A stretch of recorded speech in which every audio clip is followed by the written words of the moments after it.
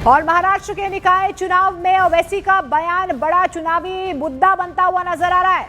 ओवैसी ने कहा था कि एक दिन हिजाब वाली बेटी देश की प्रधानमंत्री बनेगी। इस पर जगतगुरु रामभद्राचार्य ने कहा है कि अब्दुल कलाम को राष्ट्रपति बनाया, हामिद अंसारी को उपराष्ट्रपति बनाया, अब और चाहिए क्या।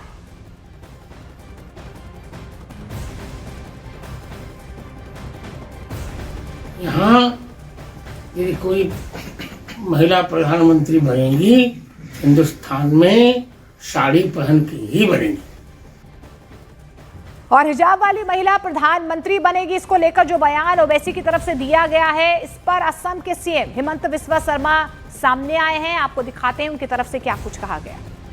Constitutionally, there is no bar. Anybody can become prime minister, but India is a Hindu nation, Hindu civilization, and we will always believe and we are extremely confident that Indian Prime Minister will always be a Hindu person. उनको संविधान पे वो vote लिए हैं। संविधान में कहाँ लिखा हुआ है? वो पाकिस्तान की ज़हनियत रखता है हेमंत बिस्वा शर्मा, इसीलिए कि पाकिस्तान के संविधान में लिखा हुआ है कि एक ही समुदाय का आदमी ही देश का प्रधानमंत्री उस देश का और प्रेसिडेंट बन सकता है। हमारे देश में बाबा साहब अम्बेडकर का संविधान जो दिया हुआ है, जो हेमंत बिस्वा शर्मा से ज़्यादा दिमाग था, ज़्यादा पढ़े लिखे थे। अफसोस ये है कि जो लोग संविधान को ना समझते, ना उसकी स्पिरिट को समझते, और ये देश किसी मजहब का समुदाय का नहीं है।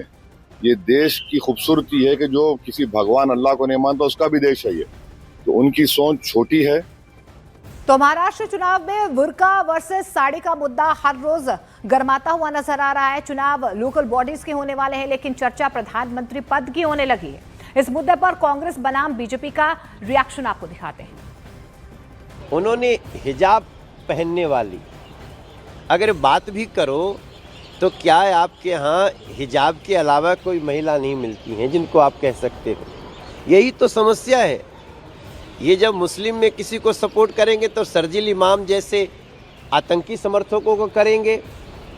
हम तो करते हैं, तो हम तो अब्दुल कलाम जैसे लोगों को सपोर्ट करते हैं। वैसे मुझे ये किसी को बताने की ज़रूरत नहीं है कि ये ओवैसी जैसे लोग हमारे देश की कौमी एकता में बहुत बड़ी बाधा है। संविधान ये हक हर हिंदुस्तानी को देता है, चाहे पुरुष हो महिला हो, कोई भी धर्म जाति जिस भी समुदाय से हो चुनाव लड़ सकता है और प्रधानमंत्री भी बन सकते हैं।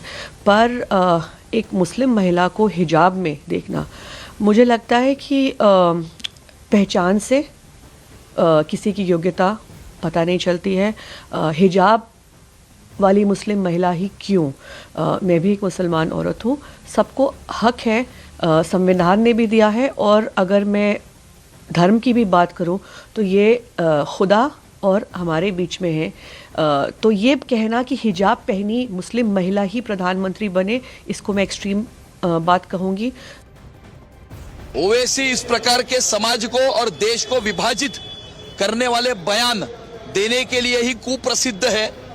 समाज विघातक, देश विघातक, समाज विरोधी शक्तियों के साथ सहानुभूति व्यक्त करते हुए वो हमेशा अपने वक्तव्य देते हैं और उनसे इससे ज्यादा कोई अपेक्षा नहीं है।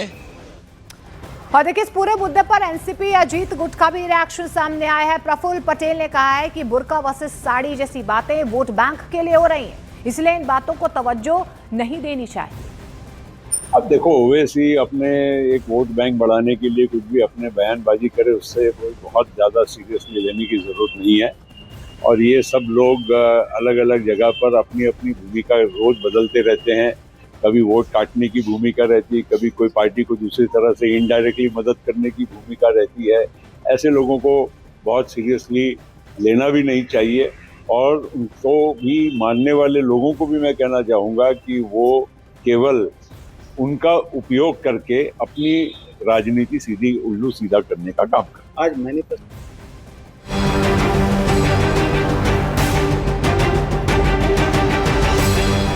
एआईएमआईएम चीफ असदुद्दीन ओवैसी के बयान पर सियासी पारा गर्मा गया है। ओवैसी की मंशा है कि एक दिन मुल्क की बागडोर हिजाब पहनने वाली महिला के हाथ में हो हिजाब वाली महिला देश की प्रधानमंत्री बने, जिस पर बीजेपी ने करारा पलटवार किया है। असम के सीएम हिमंता बिस्वा शर्मा ने कहा कि देश का प्रधानमंत्री हमेशा एक हिंदू ही होगा। दूसरी तरफ महाराष्ट्र के मंत्री नीतीश राणे ने कहा ओवैसी हिंदुओं को धमकाने का काम करते हैं। वहीं बीजेपी विधायक बाल मुकुंदाचार्य ने कहा तुष्टीकरण की राजनीति करने वालों के दिमाग में यही चलता है। वहीं हिमंता बिस्वा शर्मा के बयान पर ओवैसी ने पलटवार भी किया। Anybody can become prime minister, but India is a Hindu nation, Hindu civilization, and we will always believe and we are extremely confident that Indian Prime Minister will always be a Hindu person. दिमाग में tubelight है, उनको संविधान पे वो ओत लिए हैं। संविधान में क्या लिखा हुआ है? वो पाकिस्तान की ज़हनियत रखता है हिमंता बिस्वा शर्मा, इसीलिए कि पाकिस्तान के संविधान में लिखा हुआ है कि एक ही समुदाय का आदमी ही देश का प्रधानमंत्री उस देश का और प्रेसिडेंट बन सकता है। हमारे देश में बाबा साहब अम्बेडकर का संविधान जो दिया हुआ है, जो हेमंत बिस्वा शर्मा से ज्यादा दिमाग था, ज्यादा पढ़े लिखे थे। अफसोस ये है कि जो लोग संविधान को ना समझते, ना उसकी स्पिरिट को समझते, और ये देश किसी मजहब का समुदाय का नहीं है, ये देश की खूबसूरती है कि जो किसी भगवान अल्लाह को नहीं मानता उसका भी देश है ये। ओवैसी के बयान पर जारी सियासी घमासान के बीच समाजवादी पार्टी के नेता अबू आजमी ने महाराष्ट्र सरकार के मंत्री नीतीश राणे को लेकर विवादित बयान दे डाला। अबू आजमी ने नीतीश राणे की जुबान काटने की धमकी दे दी। इस हिंदू राष्ट्र को इस्लाम राष्ट्र बनाने के लिए जो कोशिश हो रही है ना, उसकी शुरुआत बुरके वाली पंतप्रधान के धमकी से है। मतलब कल अगर बुरके वाली पंतप्रधान बन सकती है तो कल हिंदू समाज को इधर सबको धर्मांतर करके इस हमारे हिंदू राष्ट्र को इस्लाम राष्ट्र बनेगा। यहाँ का मंत्री बोलता है सर कि कुरान शरीफ पढ़ना है तो पाकिस्तान में जाके पढ़ो, बोलता है ना। अबू आसिम को ताकत दे दो, ऐसी बढ़ती हुई जबानों को नहीं काट दिया तो अपने बाप की औलाद नहीं। एक मंत्री है, नेपाली दिखता है, टिंगरा सा है, अरे बोलता है कि मस्जिद में घुस के मुसलमानों को मारूंगा। क्या हम हिजड़े हैं, क्या मारेगा तू? इतनी ताकत तेरी है, पुलिस को हटा दे और आप मस्जिद में घुस के देख ले क्या हालत तेरी होती है। कुल मिलाकर ओवैसी के बयान से शुरू हुआ एक घमासान अब तीखे जुबानी हमलों में बदल गया है। देखना होगा कि इस बयानबाजी का बीएमसी के चुनाव में क्या असर पड़ता है। और इस बीच बीएमसी चुनाव प्रचार के बीच एमएनएस के राज ठाकरे ने एक विवादित बयान दे दिया है। राज ठाकरे ने कहा है कि उत्तर प्रदेश और बिहार वाले अगर हम पर भाषा लादेंगे तो हम उन्हें लात मारेंगे। उद्धव और राज ठाकरे कल एक साथ बीएमसी के लिए चुनाव प्रचार के लिए यहां पर उतरे थे। राज ठाकरे ने मुंबई में रहने वाले उत्तर प्रदेश और बिहार के लोगों को ये चेतावनी दी है कि हिंदी यूपी बिहार वालों की भाषा नहीं है। आपल्याला सांगायचंय की यूपीच्या आणि बिहारच्या लोकांनी पहिल्यांदा नीट समजून घ्या, बाबांनो, हिंदी ही तुमची पण भाषा नाही। यूपीच्या लोकांची भोजपुरी भाषा आहे, बिहारच्या लोकांची मैथिली भाषा आहे, अवधी भाषा आहे, हिंदी भाषा तुमची पण नाही आहे। माझा कुठच्या भाषेवर राग नाही, परंतु तुम्ही आमच्यावरती लादणार असाल तर लाथच मारू। तो कल ठाकरे बंधुओं ने बीएमसी के लिए मुंबई में सभा की तो मुख्यमंत्री देवेंद्र फडणवीस ने मुंबई में चुनावी रोड शो किया। दोनों ओर से अपने अपने दावे और वादों के बीच एक दूसरे पर वाद पलटवार भी हुआ।